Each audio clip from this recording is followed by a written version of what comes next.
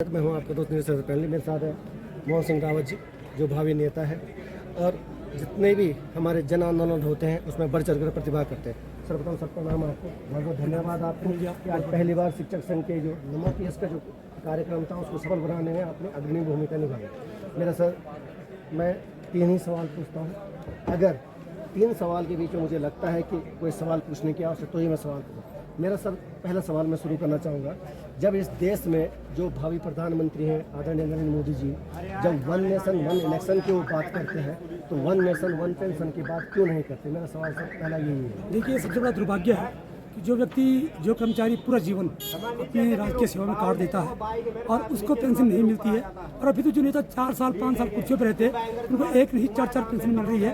कहीं ना कहीं यही दिखता है कि एक जो सामाजिक बैलेंस है समाज के बीच में नीति नेताओं के द्वारा बनाई नहीं गई है।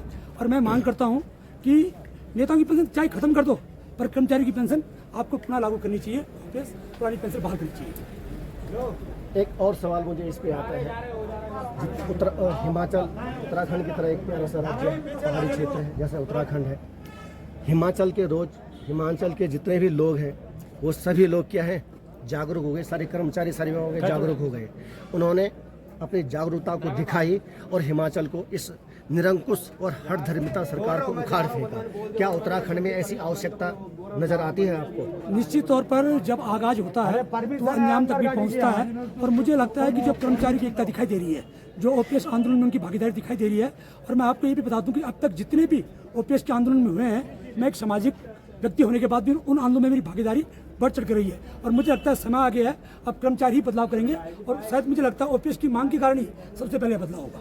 एक आखिरी सवाल, आपने अंकिता भंडारी हमारी बहन है श्रीनगर की, उसका बहुत बड़ा मुद्दा और आपने जन आंदोलन भी किया उसमें। एक आखिरी सवाल, क्या उत्तराखंड की जनता इस ओपीएस के लिए क्या इस निरंकुश सरकार को उखाड़ फेंकेगी? आखिरी सवाल सर। देखिए, दुर्भाग्य है कि आखिरी मैसेज होना चाहिए आपकी तरफ से। उत्तराखंड की जनता है वो पता नहीं क्यों इन चीजों को गौर नहीं कर रही है, चाहे अंकिता भंडारी केस हो, चाहे वो अग्निवीर हो, चाहे ओपीएस हो। निश्चित तौर हमारा वोट इन मुद्दों पे होना चाहिए। दुर्भाग्य से आज हम लोग राष्ट्रीय पार्टी को देखिए वोट दे रहे हैं, जो कि कभी हमारा विकास नहीं कर सकते। हमारा विकास तभी होगा जब हम अपने स्थानीय मुद्दों पर वोट देंगे, अपनी सरकार बनाएंगे। तो आप चाहते हैं पुरानी पेंशन बहाल होनी चाहिए? बिल्कुल, मैं चाहता हूँ, मैं इसके समर्थन में हूँ, और जब भी आपको जरूरत पड़ेगी हमेशा की तरह मैं भागीदारी। अच्छा लगा आपसे।